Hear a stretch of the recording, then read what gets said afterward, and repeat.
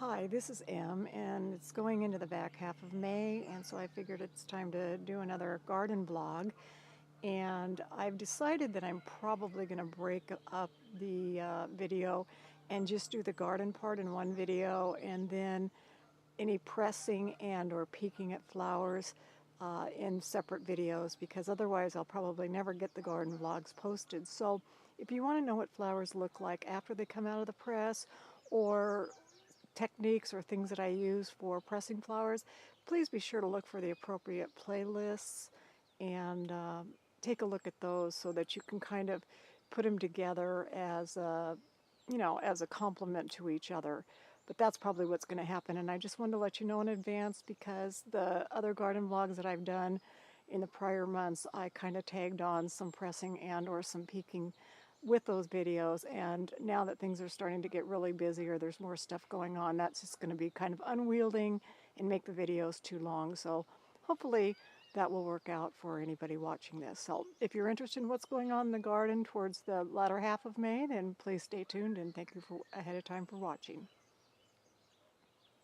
Last month we talked about azaleas, and I showed a couple of different kinds of azaleas, and those are pretty much gone now, and we're getting into the rhodie season. And this is a pink rhodie, and we have a number of different kinds, and so I just wanted to show you that these are pretty much in full bloom right now. Different colors seem to bloom at different times. We're probably at mid-season for rhodies, and some of the early season rhodies are already gone, and some of the later season rhodies haven't really come on yet. Here's an example of an azalea that you can see is pretty much all gone. The flower petals are coming off.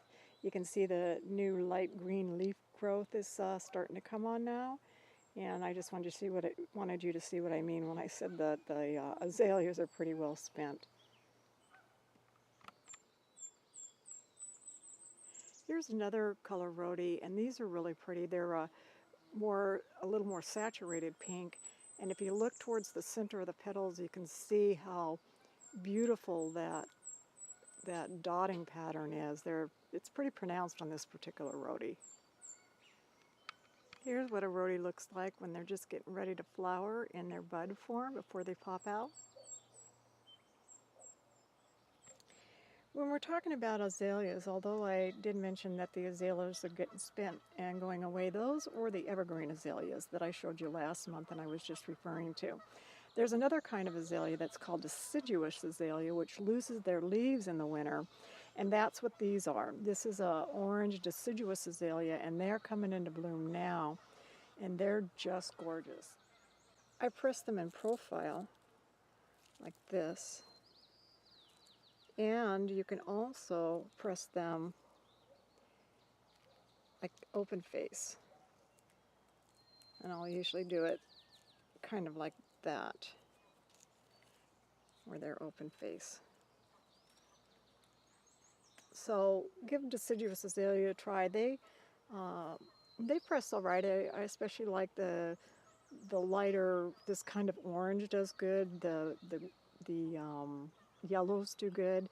We have a deep orange one that when it's pressed, it goes so deep that I don't like it quite as well, although if you want something more on the coppery deep side, it's a good color. So give deciduous azaleas a try. Here's another deciduous azalea that might be a slightly different shade than the one that we just looked at. And so far in the garden vlogs, I've just been talking about perennials or biennials, things that come back every year or that come into the second year. Probably starting next month, we'll start taking a look at more of the annuals and the things that I've been planting in the garden for pressing or using for eco-printing and other purposes that aren't quite ready to talk about yet. Here's a purple rhodie that's in its peak blooming season now. There's new blooms coming on, and then some that are fully open. Not too many are spent yet, and the same goes for what I said about other rhodies for pressing. And if you look in my last video or one of my prior videos in the last month or two, you see how I showed you me pressing rhodies and fanning them out like a fan shape.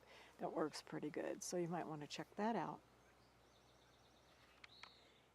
Here's a lilac. I'm not sure what kind of lilac it is. I can't can't remember, but it's a smaller. It's not the one that grows into the larger tree that you see in a lot of areas. I want to say it's a California lilac, but I'm just really not sure. My husband would know, but he's not around right now. And it's in its peak bloom and it's starting to fade away. You can press them in clusters, or you can press the individual petals. And they work out really well. We've had rain here for about the last 2 weeks. I haven't been able to press anything, and so I got to get out in the garden today and press some of these or they're going to be gone because they're already starting to fade. So hopefully later this afternoon we won't get any more rain today. Something else that's looking pretty good right now when they're not too mangled yet is the maple leaves. And we have quite a few of the red maple leaves. This is one kind. And then I've got a Japanese maple in another part of the garden. And then another maple yet over in my husband's side of the yard. So don't overlook the maple leaves. This is the poached eggplant, and it's just coming into full bloom right now. And they're really nice to press. You can press them in profile or open face. And they hold their color for a really long time.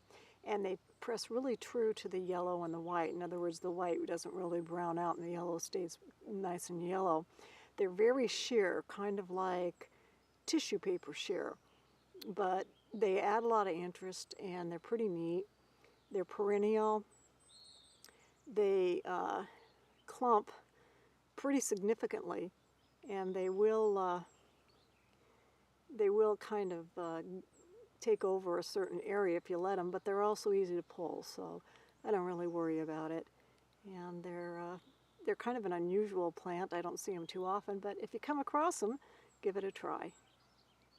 Something else that I didn't really think of before to press, probably because my clumps weren't big enough, is this is the perennial form of chamomile, and while I grow it for the flowers to use for chamomile tea, I hadn't really thought about pressing them, but I already pressed some of the leaves here, and they really turn out well. And what I like about them is that they're very wispy, and they hold their color, and they just add a lot of interest. So I'm going to be pressing more of these this year. So if you have a chamomile plant, don't overlook the leaves. And of course, don't overlook the flowers for your tea. Chamomile is reputed to be relaxing and good for drinking in the evenings. So that's what I use it for, is I'll drink it in the evening sometime before I go to bed. I think this is called campion. I didn't know what it was for a long time, but I did a review on a penny black pressed flower book that's in my timeline somewhere, and she actually had this one in her book, which is where I found out what it was called, and I think it was called campion, if I'm pronouncing it right. Someone else might know. But this will press. It's kind of interesting looking, and it has these interesting veins on it. I don't know if you can see the veining on there. So if you have some of this in your yard, give it a try. These are some pansies that I bought at the flower shop here about a month or so ago, and they're doing pretty good, and I'm showing them just because pansies around here grow really good in the spring, and even for me in the shade, they'll last along through the summer, but this comes to them pretty good. The slugs haven't really taken them over yet, so we'll see what happens. Whereas these pansies made it through the winter. They must have volunteered because I didn't plant them there. They will, I keep saying pansies, but these are really violas, so forget the braided mouth, not always coordinating. But in any event, these are volunteers. I did not plant them there, and they made it through the winter, and the clump's getting bigger, so that's nice. And then right next to them is, a lot of you have heard of Bachelor Button, which is an annual. Well, this is a perennial form of Bachelor Button, and these flowers press well too.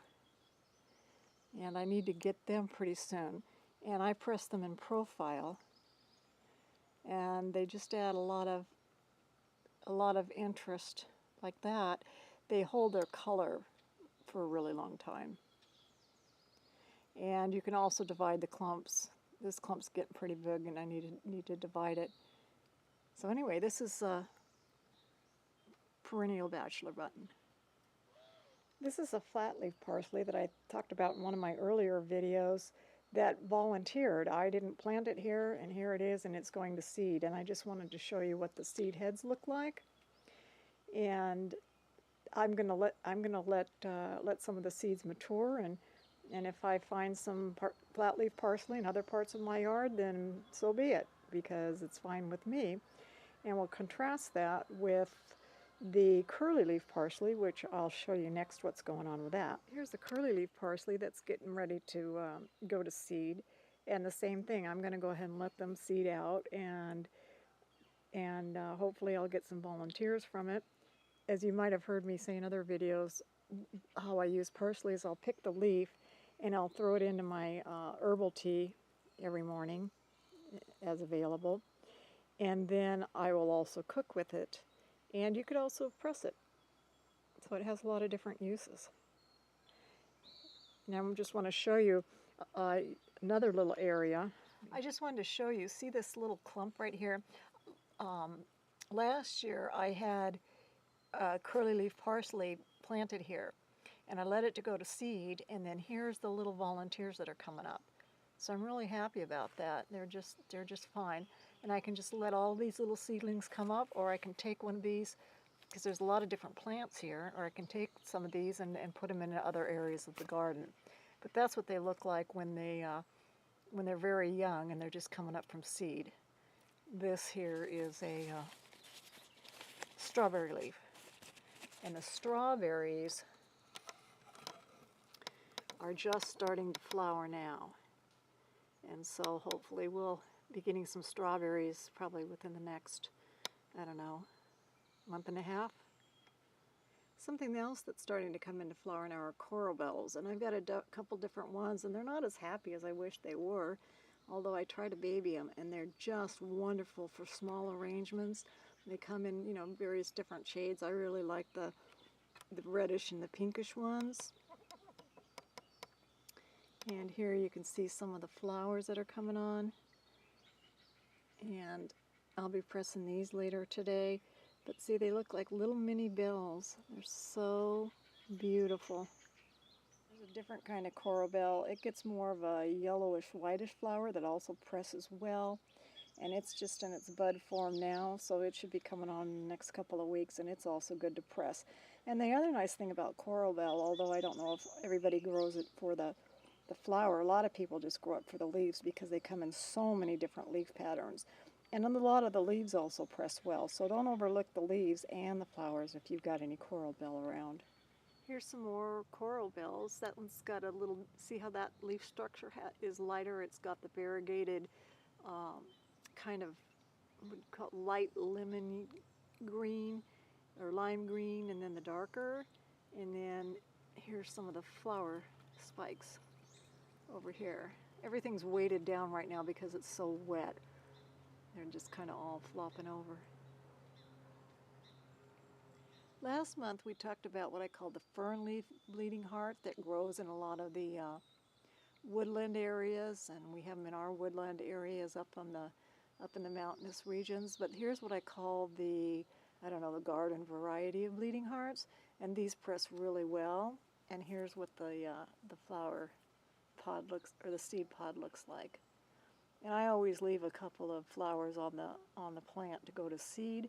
I don't know if they necessarily volunteer, but I think they could.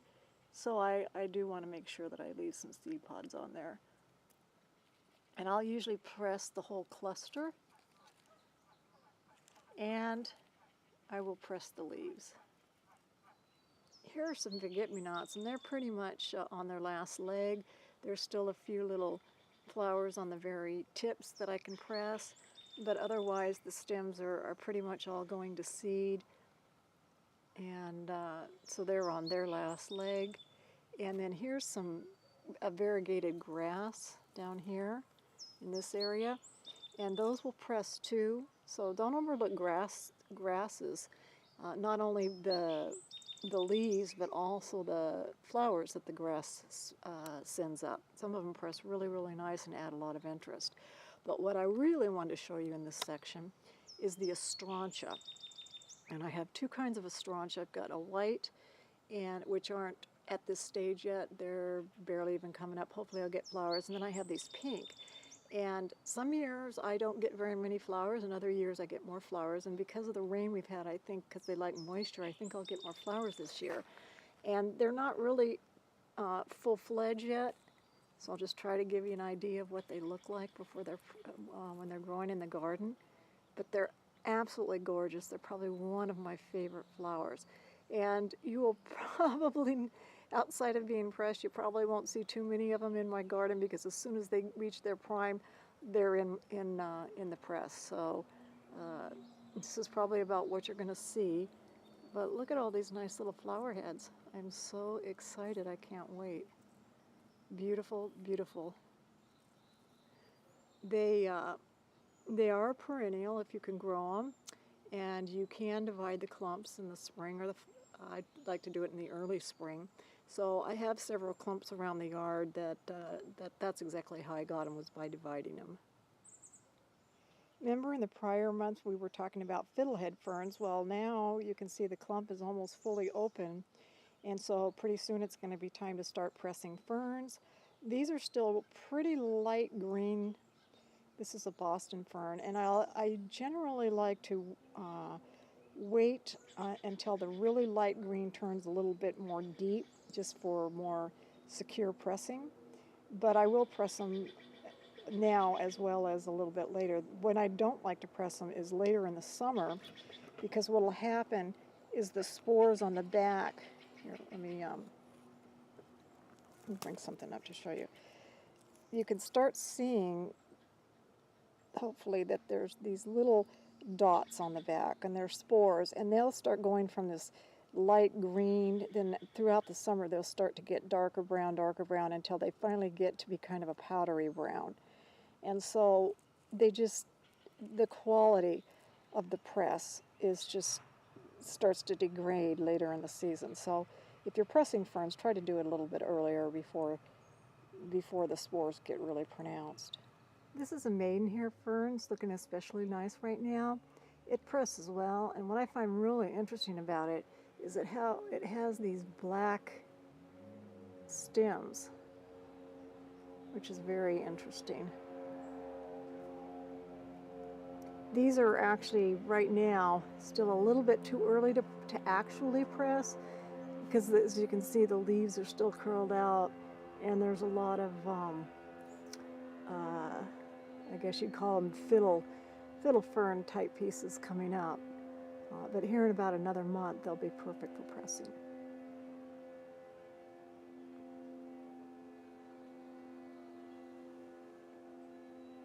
This is another kind of fern. It's a really big clump, and I actually have two different kinds of ferns in this clump. This one, and then behind it has got more of a curly leaf. And which brings us into the next thing that's in bloom right now, which is Columbine. There are a lot of different Columbines, and I have a lot of different colors in the yard. Most of them have gotten here from I don't know where. I didn't plant these Columbine. And there's a lot of different colors, from blues to purples to pinks to all different things. Generally, the ones that volunteer and reseed around here are the double. The single ones that you see up in the mountains and stuff, I've tried a few over the years, and boy, they are really, really hard to get going. And a lot of times when they reseed, they'll go back to this double form. But let me show you up under here.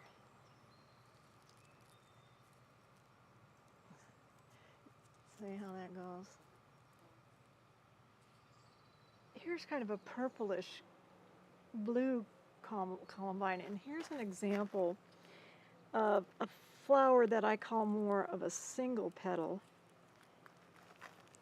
because it's just got this row of single petals before this part here. And these press really well. The single, what I call the single petal ones, plus press a lot better than this one's falling apart. Let me see if I can find one that's more of a double petal. Those are falling apart. Here, maybe there's one down here. Yeah, here's a different color. But on this one, there's a petal here, and then there's a petal here, and then there's a petal here before you get to those. So there's 1, 2, 3. So I just call them the double petal, or in this case, you could even call it a triple petal. But the point is that these Columbine that are more than what I refer to as single petal, they make it through the pest as long as you rotate them and get them dry really quickly. You don't want to just leave them sandwiched between books for weeks and weeks, or they don't do as well. So be sure to press the leaves and the flowers. It's just that the single ones are easier because they dry faster. The problem is that all of these that you see here, and I have a whole big little area of these purplish blue ones, all came from a single plant. And what I find interesting is what's happened as they reseed and they volunteer is a lot of these single plants have actually turned into what I call the double ones. So I'm not sure how they hybridize these things when they sell them at the markets. But that's what I notice is a lot of the single ones, when they volunteer, they revert back to some sort of double form, which is much more dominant. And it's just really hard to maintain the single variant. Here's another color, and this is what I would call it more of a double. It's a deeper. And here is yet another color. This has got this really pretty pinkish red color with really kind of whitish pink tips. And again, see how many different petals are in there. It's got quite a few. This is an interesting Columbine. It looks different even than the other ones that we've looked at. And it's got, I don't know, all kinds of petals. Look at how many rows. 1, 2, 3, 4, 5. Look at, see, it's just totally different. And these actually will press in open face very easy, although sometimes I'll take the center out, sometimes I won't. But these will actually press and kind of look like a starburst. So always try to think creatively when you're pressing flowers. Can I do it open face? What's it going to look like? Give it a try.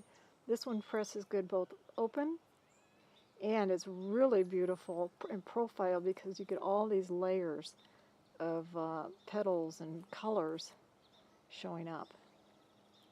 I don't know how it got here, but here it is. Here's another color. Look at this one. This has got little, lots of petals. It's got yellow on the tips. It would be interesting in profile. I don't think this would be a candidate for doing open face because there's too much bulk in here. This one doesn't have the bulk, even though it has the center. See how flat I can press that down between my fingers? Whereas this one, see, it just doesn't, I just can't get it as flat. So this one would be much more difficult to press an open face. But it would be beautiful, I think, in profile. And here's some more over here. Step in.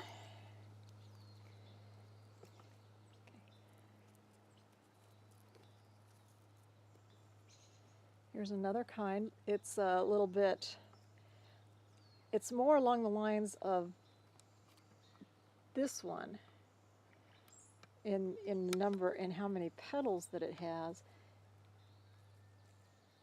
but it's thicker. This one would be harder to press open face. See how thick that is? It's lot has a lot more mass than the one we talked about a minute ago, but it would be beautiful in profile with all those layers, and it's a really pretty color. And then here's another one of those. Oh, look at, oh, that's kind of neat. Look at how beautiful that center is. It almost looks like a starburst in there. I'm willing to sacrifice it to bring it up closer to the camera. Hopefully it won't blur out. Look at how beautiful that is. That deep, deep color in the center there. And they're multi-petal. I'm not sure if you could press it open face or not. It's pretty thick. But give it a try. I can't remember if I showed you these last month. I couldn't remember the name of it. So just in case I didn't, there's still a few of these coming on. But these leaves are absolutely beautiful pressed. They hold that color. They hold both the greenish and the reddish color, and the color will last for years and years. It's really interesting. Whatever they are, if anybody knows what these are, let me know. They're not flowering yet. They get these tiny little whitish yellow flowers on it. This is geum, and they're starting to flower now. They hold their color really well. You want to get geum when they're just coming out like this. The sooner the better, because they hold their color better. See, like to me, that would be even too far gone, because they're starting to get. You can still press them and they'll hold their color for a really, really long time. It's just I personally prefer to get them when they're like this. Even if when I press them, I'm opening up the petals a little bit more. But geum's a really good candidate for pressing. This is a geum hybrid, and I also have Mrs. Bradshaw. Oh yeah, and I forgot that here's another geum, totally different kind, a little different kind of leaf on it, and the flowers are really beautiful. The geum that I just showed you a minute ago was more of a single petal geum, where this one has a lot more petals on it. And you can press geum both open face or in profile, but they're a really good open face candidate. Something else that's starting to bloom right now are bearded iris. And while bearded iris are, they don't press well for pressing, they're really good in eco-printing. So I will use these in eco-printing. I love bearded iris, they're so beautiful. I don't have too many different varieties. Mostly what I have is this particular color. And I don't really have too many flower spikes. I don't think my yard's sunny enough. But when I get them, I'm very happy. There's also some there's a Sumerian Iris coming into flower. Okay, let me go and show you that one. So this is a bearded iris. And then I see a Sumerian Iris just coming into flower. And then I also have Japanese Iris, which aren't flowering yet. So we'll look at the Sumerian one next. Before we get to the Sumerian Iris, I wanted to show you how, you see how on the bearded iris it's got those really thick leaves on them? And I'll just contrast that with a Sumerian Iris here in a minute ago. This is a slightly different kind of iris than the purple one we saw a minute ago. This one's going to have more of, see how it's going to have those mottled colors in it? It's pretty cool how that's going to be. There was one flower that already opened up and has been spent, so I snapped it off. And these are still tight. They haven't opened up yet, but they're really interesting. This is a Sumerian Iris, and you can see how these leaves are a lot thinner. And the flowers are a lot smaller, and then here's what the inside of those petals look like. They just got a little bit of a different structure on them.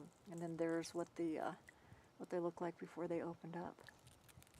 And the Sumerian Iris that I've got are mostly this color, and then I've got one other color that's a lighter blue. So they will come in different variants. This is another kind of iris that's in bloom. It's a variegated iris. You can kind of see the leaves, and when the sun hits it, see how vibrant they get. They're really cool backlit, and they're like really wet feet. And see the striping in there. I don't press these. I might try to eco-print with them, but they're just there, and they're in flower, so I thought I'd show them. This is Buttercup. It's just starting to come into bloom right now, and these flowers press beautifully and last for years and years and years. They do go wild around our area, and they can be invasive. Now this clump started in my yard, and it's pretty big right now. It's probably about 12 feet long by 4 feet wide.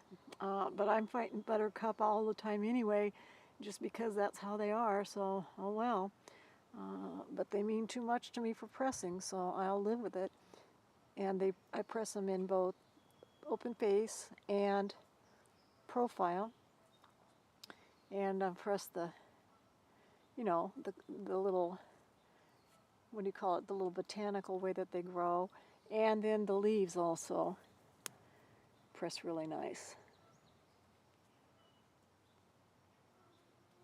So if you have any Buttercup in your area, before I had this clump in my yard, I used to take drives in the country. Well, I don't really have to go in the country in my area. All I have to do is go down the street and pick them off the side of the road. And I think if you've heard me in my other videos, I don't have a problem picking things off the side of the road as long as it's public property. I figure my tax dollars are paying for it. Just make sure if you do that, that you're not picking endangered species or taking the last flowers from an area that might be what keeps the flowers going in a particular location. You don't want to be the one that has something go extinct because you picked their last flowers. So just be conscious of of what you're doing, where you're at. Don't obstruct traffic. But if there's lots and lots of flowers going on, and your tax dollars are paying for the public property, and it's not otherwise any law against you picking, then I don't really worry about taking a few things here and there from the side of the road. I know I'm pronouncing this wrong, but I'm going to give it a try. I think it's called something like Tolmia or something. It grows from a basil clump, naturalized here somehow on its own. I don't know how it got here. I don't think I planted it, but you can see down there the basil clump that it comes from. And you can press the leaves and or the flowers. The flowers, when I press them, you can press them in the clump, or what I'll often sometimes do is just press the individual petal. And what I've done with them before is I'll press the petals and then I'll use them to edge, say, a full little basket that for example, I made a basket where I wove grasses together, like you weave grass or you weave something, and into a basket shape, and then I use these around the edge to finish it off, and it looked pretty cool. So that's what I like to use those for, different kinds of little things like that. This is Jupiter's beard that's just getting started right now. It's a clump that comes back, and it gets these clusters on it. You can see how tight they are right now, and then they will start to open up a little bit more, and then I press them in profile like that. And they'll actually turn a deeper color when they press, but they add a lot of interest. That green thing right here, where I'm pointing my finger to, that's fennel. And it was a volunteer off of my main fennel plant, which is located somewhere else, but it's just looking especially beautiful with the sun shining on it right now. And they press beautifully. If you really want something that looks wispy and lacy and just gorgeous, fennel. I imagine dill would probably work too, but I don't have any dill. I just have these perennial fennel. They will volunteer here and there, and so I put it here, and I'm actually zoomed in on it right now. It's toward the back of the border because they get tall, which is why I'm kind of far away from it. And I also put it in my herbal tea, so I will use it culinary, and I will press with it, and it gets very tall, and these umbelliferae type flowers that the birds and the butterflies and all the insects just love to hang out on once they go to flower.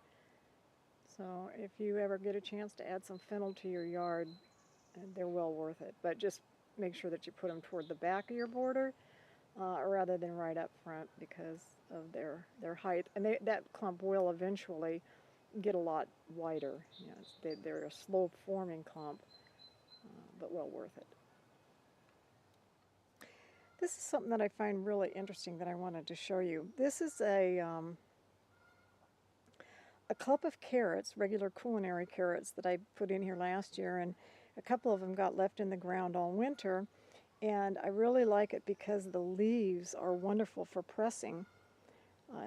They're a member of the Queen Anne lace family, and I just noticed that they're starting to go to seed, and so I'm really curious to see how closely they resemble Queen Anne when they do. And look at how beautiful this cluster, this seed cluster is. I just think it's fascinating. And I will let them go to seed. I'll collect some of the seeds so that I can plant some more carrots using it. And if some of them volunteer somewhere, then like the Queen Anne's lace, then that's fine with me too. I just wanted to show you what happens to a carrot when you leave them in the ground and you don't actually eat them. And they're great for pressing. And we'll contrast that with a Queen Anne's plant, which I'll show you next just so you can see. But there's the carrots. And here's a Queen Anne. Now the Queen Anne's come about because of the seed. I brought a couple of Queen Anne seeds home one year and scattered them around, and now they will volunteer themselves. Queen Anne can actually be a little bit invasive, but that's okay. They're easy to pull out. They grow by a taproot, and they are such a mainstay for pressing. The leaves are that, not only the leaves, but also the flowers, that you've heard me say before, a weed is only a weed if it's somewhere you don't want it to be. And if I notice a Queen Anne coming up and it's got it in a location where I've got room for it to grow, I'll leave it there. If not, I'll pull it out, just like anything else that might be considered a weed. But that's what these are. So not only the leaves, but also the flowers. This is a very happy clump. Okay, well that's it for the garden blog this month, so hopefully you found something interesting about it, and I really, again, thank you for watching, and you have a wonderful day.